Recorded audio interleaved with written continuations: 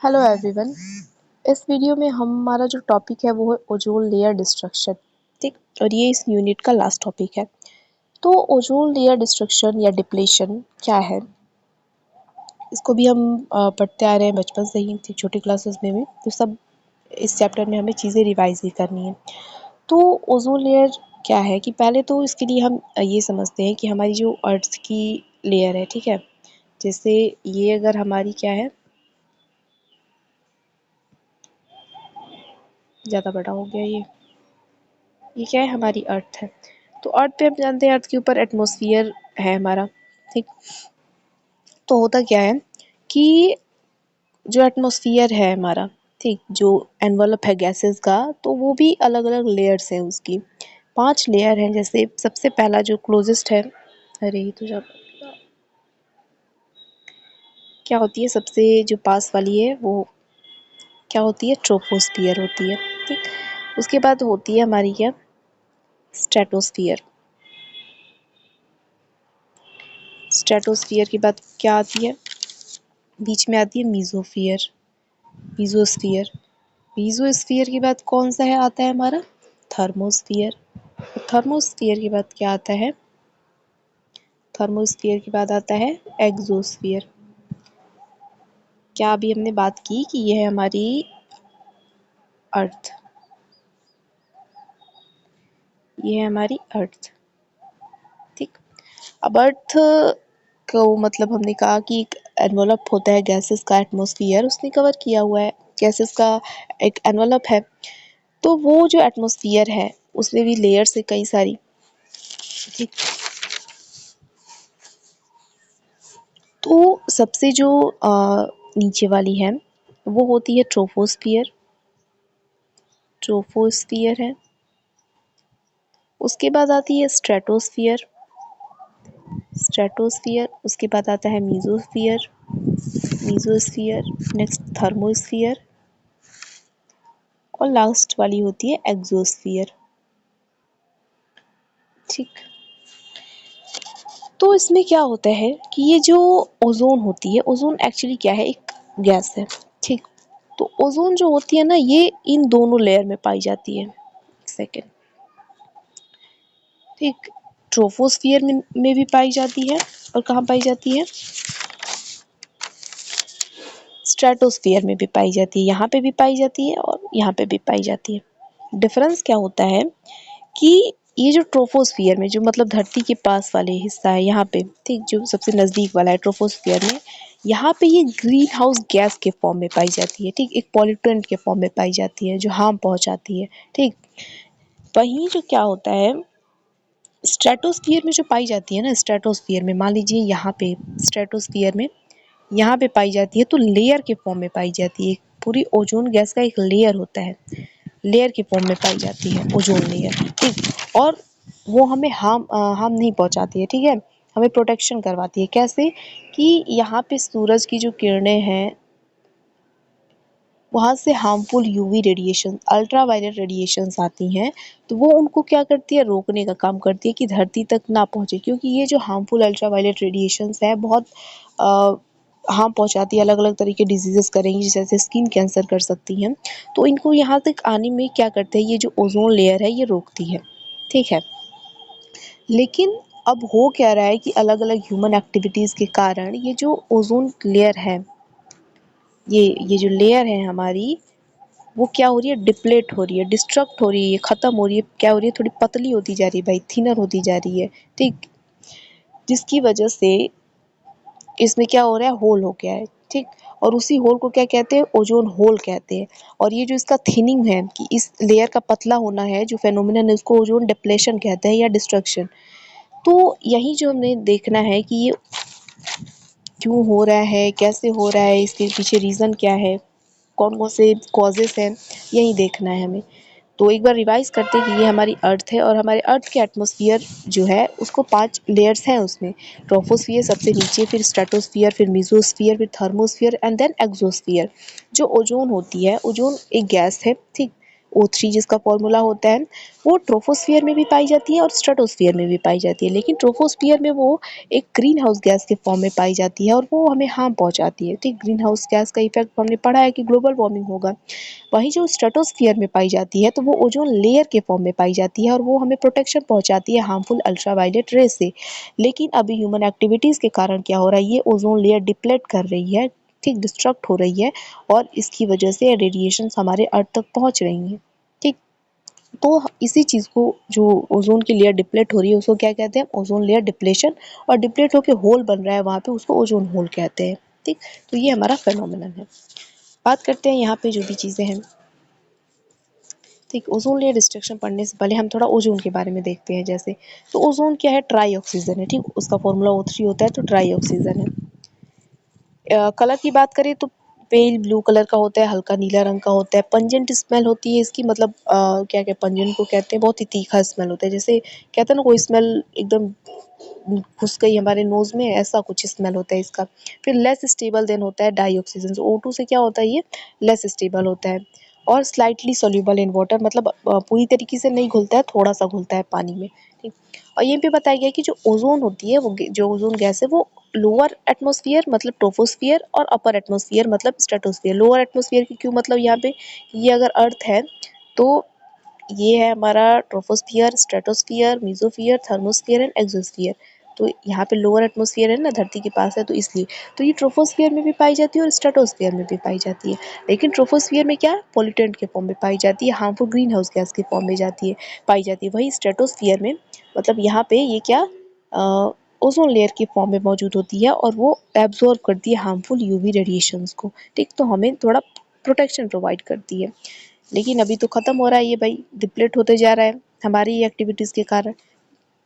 जैसे यहाँ पे बताया गया कि नेचुरली क्या होता है, कि ओजोन का फॉर्मेशन कैसे होता है, कि O2 मौजूद है एटमॉस्फेयर में। तो जब O2 पे ऑक्सीजन सॉरी यूवी रेडिएशन पड़ता है, यूवी लाइट, और जब 100 से 240 नैनोमीटर तक की लाइट पड़ती है, यूवी लाइट, तो वो क्या करते हैं, इसको ब्रेक डाउन करता है। ठीक, O2 को ब्रेक डाउन करके ऐसे एक O2 एक O बन गया। ठीक, ऑक्सीजन के मॉलिक्यूल अलग हो गए।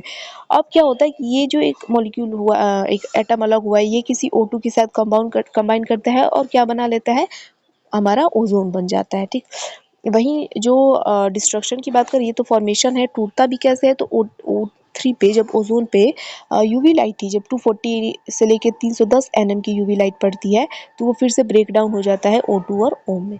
ठीक, तो ये नेचुरली प्रोसेस है, ये नेचुरली प्रोसेस।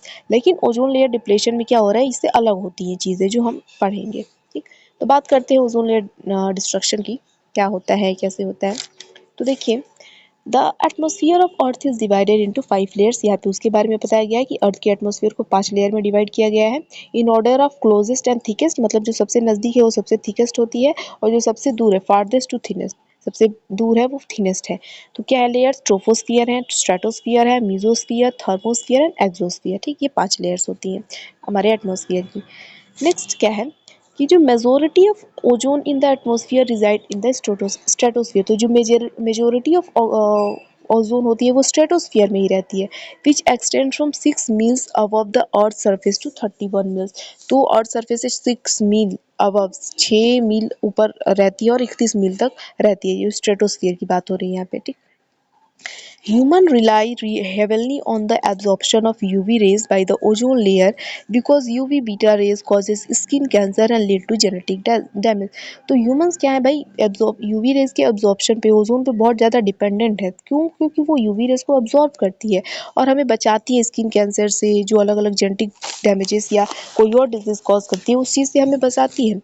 लेकिन क्या हो रहा है कि ozone layer has historically protected us the earth from harmful UV rays, although in recent decades this protection has diminished due to stratospheric ozone depletion। लेकिन अभी क्या हो रहा है कि कुछ डिसेड्स से, कुछ सालों में क्या हुआ है कि ये प्रोटेक्शन में कमी आई है भाई। क्यों कमी आई है, क्योंकि स्ट्रेटोस्फेरिक ओजोन डिप्लेशन हो रहा है। ठीक, वो थिन हो रही है, अगर इतनी है तो पतली होती होती भाई वो पतली हो रही है, यहाँ तक आ गई है। ठीक, इसी चीज़ को क्या कहते हैं, ओजोन लेयर डिप्लेशन। तो ओजोन लेयर डिप्लेशन क्या है, ozone layer depletion is the gradual thinning of earth's ozone layer. जो अर्थ की ओजोन लेयर है उसमें जो धीरे धीरे जो थिनिंग हो रही है वो पतला होता जा रहा है, ठीक, उसी को ओजोन लेयर डिप्लेशन कहते हैं, ठीक। और हो क्यों रहा है? Cause due to the release of chemical compounds containing gaseous bromine और क्लोरीन फ्रॉम इंडस्ट्रीज और अदर ह्यूमन एक्टिविटीज। तो ओजोन लेयर डिप्लेशन ये है कि जो अर्थ का ओजोन लेयर है उसमें ग्रेजुअल थिनिंग हो रही है। और ये हो क्यों रही है? क्योंकि जो केमिकल कंपाउंड्स रिलीज हो रहे हैं जिसमें क्लोरीन और ब्रोमीन होता है, ठीक, वही क्या करवाती है? ये ओजोन लेयर डिप्लेशन करवाती है, ठीक। होता कैसे? भी रिएक्शन की भी हम बात करेंगे, पहले यहाँ पे देख लेते हैं कि this happens when the chlorine and bromine atoms in the atmosphere come in contact with ozone and destroy the ozone molecule. तो क्लोरीन और ब्रोमीन जो है ना, वो क्या करती है? ओजोन लेयर डिप्लेशन में मेन रोल प्ले करती है। वो दोनों ही क्या करती है? ओजोन लेयर का डिप्लेशन करवाती है। एक जो क्लोरीन होता है वो 1 lakh I mean 10 lakh molecules तक, ओजोन के मॉलिक्यूल्स तक को क्या कर सकती है? वो डिस्ट्रॉय कर सकती है, ठीक। It is destroyed more quickly than it is created. और जो ओजोन मॉलिक्यूल है वो ख़त्म जल्दी होता है, बनता धीरे धीरे है, ठीक। एक बार रिएक्शन देख लेते हैं कैसे काम करता है ये, उसके बाद इसको पढ़ेंगे। तो देखिए होता क्या है कि ओजोन लेयर डिप्लेशन की हम बात कर रहे हैं। तो ओजोन लेयर डिप्लेशन में जो ब्रोमीन होता है और क्लोरीन, ब्रोमीन और क्लोरीन का बहुत बड़ा रोल है। यही दोनों ओजोन लेयर का डिप्लेशन करवाती हैं। कौन? क्लोरीन और ब्रोमीन। कैसे करवाती है हमें ये देखना है। तो देखिए क्लोरोफ्लोरोकार्बन्स हम पढ़ते आ रहे हैं बचपन से ही कि क्या होते हैं, एक बहुत ही मेन कारण होती है ओजोन लेयर डिप्लेशन का। तो होता क्या है कि मान लीजिए कोई क्लोरोफ्लोरोकार्बन या CFC क्या हो गई? क्लोरोफ्लोरोकार्बन एटमॉस्फेयर में पहुंची, ठीक। जब ये एटमॉस्फेयर में पहुंचती है तो होता क्या है कि यूवी रेडिएशंस आएंगी इस पे, ठीक। अब ये यूवी रेडिएशन करती क्या है कि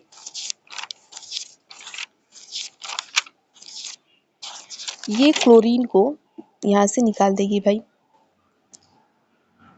क्लोरीन को निकालेगी, ठीक, रेडिकल के फॉर्म में, फ्री रेडिकल के फॉर्म में। और फ्री रेडिकल एक बहुत ही हार्मफुल चीज़ है, ठीक। तो ये क्लोरीन कहाँ से आया? ये भाई क्लोरोफ्लोरोकार्बन है, ये क्लोरोफ्लोरोकार्बन है ये, ठीक। तो यहाँ से क्लोरोफ्लोरोकार्बन जब एटमॉस्फेयर में जाती है तो यूवी रेडिएशन के कांटेक्ट में आती है। यूवी रेडिएशन इस पे काम करके क्या कर देता है? ब्रेक डाउन करेगा इसका और क्लोरीन को निकाल देता है। ओ, क्लोरीन को क्या करता है? रिलीज कर देता है। अब ये क्लोरीन क्या करती है ना,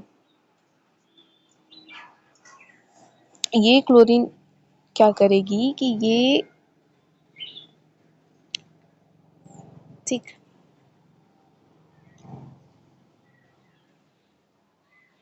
ये जो क्लोरोफ्लोरोकार्बन होता है CFC, इसमें 3 क्लोरीन होते हैं, ठीक है, ऐसे 3 क्लोरीन होते हैं।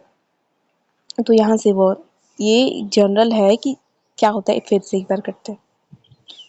जनरल ये है कि जब क्लोरोफ्लोरोकार्बन वाला कंपाउंड जो भी एटमॉस्फेयर में जाता है और जब इस पे यूवी लाइट पड़ती है तो क्या होता है? वो क्लोरीन को ऐसे निकाल देता है भाई रेडिकल के फॉर्म में। तो ये चीज़ होती कैसे है कि जो क्लोरोफ्लोरोकार्बन में क्या होता है कि 3 कार्बन होते हैं, ठीक, 3 कार्बन होते हैं, ठीक। तो इस पे जैसे ही यूवी लाइट पड़ेगी, ठीक है, यूवी लाइट पड़ेगी तो ये क्या करता है कि ये एक क्लोरीन को निकाल देता है।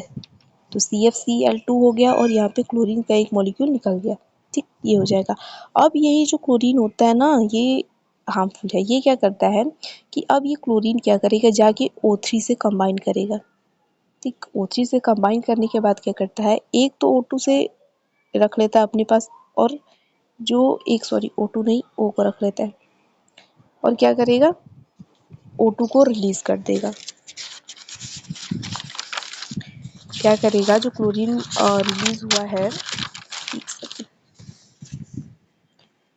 तो वो क्या करता है? ओजोन से जाके क्या उसे बाइंड करता है और बाइंड करने के बाद एक ऑक्सीजन तो अपने पास रख लेगा, उसके साथ बना लेगा और O2 को रिलीज कर देगा, ठीक।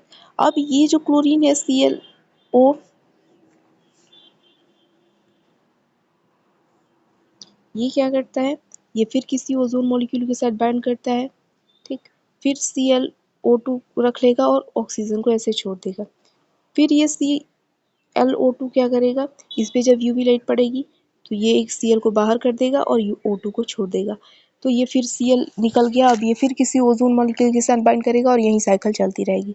तो हो क्या रहा है एक्चुअली, ये जो O2 निकल रहा है ना बार-बार, ठीक, तो O2 की ज़रूरत नहीं होती है वहाँ पे स्ट्रेटोस्फियर में, ठीक, वो ऊपर लेयर है। ओज़ोन ऑक्सीजन की ज़रूरत तो हमारे भाई धरती के आसपास ही रहनी चाहिए, धरती पे रहनी चाहिए। और ये जो क्लोरीन होता है ये फिर दोबारा अपने काम पे लग जाएगा, उसको क्या करने में, अलग अलग ओजोन मॉलिक्यूल के साथ बाइंड करने में और O2 को रिलीज करने में, और इस तरीके से डिप्लेट होती रहती है। तो क्लोरीन और ब्रोमीन इस तरीके से ही काम करते हैं। इस चीज़ को एक बार और हम देखेंगे नोट्स में, तो इस तरीके से डिप्लेट करता है। वही चीज़ यहाँ पे हम देखते हैं कि कैसे काम करते हैं। यहाँ पे जो लिखा है कि this happens when the chlorine and bromine atoms in the atmosphere comes in contact with ozone। जब वो ओजोन के कांटेक्ट में आती है, कैसे आती है वो हमने देखा और फिर से देखेंगे एक बार। And destroy the ozone molecule, और वो ओजोन मॉलिक्यूल को डिस्ट्रॉय करती रहती है, ठीक। अब यहाँ पे क्या लिखा गया है कि कुछ कंपाउंड्स होते हैं जो क्लोरीन और ब्रोमीन रिलीज करते हैं जब वो हाई अल्ट्रावायलेट रेज से क्या होते हैं, एक्सपोज होते हैं, ठीक। और वहीं क्या करवाते हैं, कंट्रीब्यूट करते हैं ओजोन लेयर डिप्लेशन में, क्योंकि क्लोरीन और ब्रोमीन क्या करती हैं, डिप्लेशन करवाती हैं। और ऐसे कंपाउंड जो क्लोरीन और ब्रोमीन रिलीज करते हैं, ठीक, उनको हम क्या कहते हैं, ओजोन डिप्लेटिंग सब्सटेंसेस, ठीक, ओजोन को डिप्लेट करने वाले सब्सटेंसेस। तो ओजोन डिप्लेटिंग सब्सटेंसेस के कुछ हमें नाम देखने हैं, ठीक। तो पहले हम ऐसे देखते हैं सब्सटेंस, ओजोन डिप्लेटिंग सब्सटेंस जो क्लोरीन रिलीज करते हैं, ठीक है, क्लोरीन। तो वो कौन कौन से हैं, क्लोरोफ्लोरोकार्बन, कार्बन टेट्राक्लोराइड, हाइड्रोफ्लोरोकार्बन्स और मिथाइल क्लोरोफॉर्म। ये सारे कंपाउंड क्या करते हैं, क्लोरीन रिलीज करते हैं।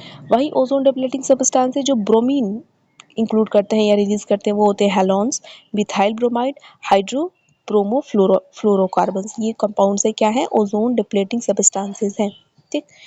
और उसमें भी सबसे ज़्यादा जो होता है, मोस्ट अबंडेंट होता है, वो क्लोरोफ्लोरोकार्बन होता है। इनका बहुत ही रोल होता है डिप्लेट करने में। और it is only when the chlorine atom react with some other molecules, it does not react with ozone, ठीक। नेक्स्ट, अगर बात करें हम causes of ozone layer depletion की, तो देखिए कौन कौन से कॉजेस हैं, वो सब ओजोन डिप्लेटिंग सब्सटेंसेस है, वही कॉजेस हैं, उन्हीं के बारे में थोड़ा और देखेंगे हम, ठीक। तो देखिए सबसे पहला क्लोरोफ्लोरोकार्बन, बहुत ही important, I mean primary cause ये होता है ओजोन लेयर डिप्रेशन का। तो primary factor for ozone layer to thin out is CFCs, chlorofluorocarbon, ठीक।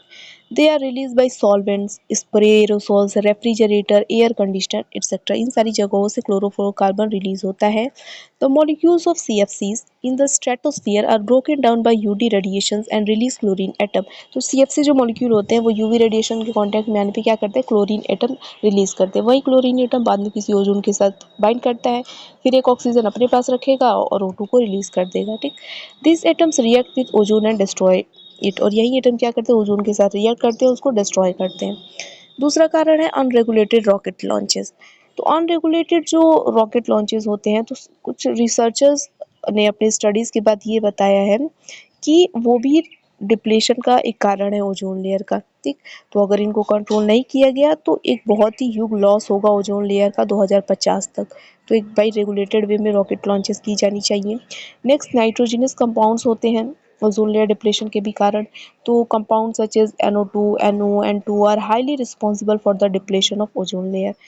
नेक्स्ट है नेचुरल कॉजेज भी हैं, ये सब तो ह्यूमन मेन मेड कॉजेज हैं। नेचुरल कॉजेज भी हैं लेकिन इनका कंट्रीब्यूशन बहुत ही कम होता है नेचुरल कॉजेज का, ठीक है। तो ozone layer has been found to depletion by certain natural processes such as sunspots and stratospheric events, ठीक। But it does not cause more than 1 to 2% of the ozone layer depletion. लेकिन natural causes 1 से 2% तक की depletion करवाती हैं, उससे ज़्यादा नहीं करवाती हैं। ज़्यादातर ह्यूमन कॉजेज ही करवाते हैं। वोल्केनिक इरप्शंस क्या है, एक नेचुरल कॉजेज है डिप्लेशन के लिए, ठीक। नेक्स्ट यहाँ पे लिखा गया ओजोन डिप्लेटिंग सब्सटेंसेस में कुछ और उनके सोर्सेज। जैसे क्लोरोफ्लोरोकार्बन्स है तो उनके सोर्सेज क्या है, refrigerators, ACs, solvent, dry cleaning agent, ये सब वहाँ से क्लोरोफ्लोरोकार्बन मिलता है। हेलोन्स है, फायर एक्सटिंगाइजर्स में होता है। कार्बन टेट्राक्लोराइड है, फायर एक्सटिंगाइजर्स में, सॉल्वेंट्स में मौजूद होता है। मिथाइल क्लोरोफॉर्म है, एडहेसिव्स में, एरोसॉल्स में होता है। हाइड्रोजन फ्लोरोकार्बन्स है, वो फायर एक्सटिंगाइजर्स, सॉल्वेंट्स, एयर कंडीशनर्स, इन सारी जगहों पे ये सब ओजोन डिप्लेटिंग सब्सटेंसेस क्या होते हैं, मिलते हैं, ठीक। हम नेक्स्ट देखते हैं effect of ozone layer depletion की। अगर हम बात करें क्या इफेक्ट है, तो देखिए, सबसे पहला ह्यूमन हेल्थ पे क्या इफ़ेक्ट होता है, तो humans will be directly expose. तो ह्यूमन्स पे क्या होता है कि जब डायरेक्टली अगर एक्सपोज़र होता है यूवी रेडिएशन का, ठीक, तो मतलब डिप्रेशन के कारण तो बहुत सारी हेल्थ इश्यूज़ होते हैं, जैसे स्किन डिजीज़ेज़ हो सकती हैं, कैंसर हो सकता है, सनबर्न्स हो सकते हैं, कैटरैक्ट हो सकता है, क्विक एजिंग और वीक इम्यून सिस्टम हो सकता है, इम्यून सिस्टम कमज़ोर हो सकता है, क्विक एजिंग होगी, ठीक, बुढ़ापा जल्दी आएगा इन सारी वजहों से। फिर इफ़ेक्ट्स ऑफ एनिमल्स में क्या होता है, तो एनिमल्स में अगर डायरेक्ट एक्सपोज़र हो रहा है यूवी रेडिएशन का, तो उनमें भी स्किन और आई कैंसर हो सकता है। एनवायरनमेंट पे क्या इफ़ेक्ट होता है, तो अगर स्ट्रॉन्ग यूवी रेज़ आ रही हैं एनवायरनमेंट में, तो बहुत ही कम ग्रोथ होगी, फ्लावरिंग होगी, फोटोसिंथेसिस भी नहीं हो पाएगी अच्छे से, ठीक। फॉरेस्ट को भी क्या करेगा, ये यूवी रेज़ का क्या हार्मफुल इफ़ेक्ट देखना पड़ेगा। मैरीन लाइफ पे क्या होता है, तो मैरीन लाइफ पे फूड चेन बिगड़ सकती है भाई।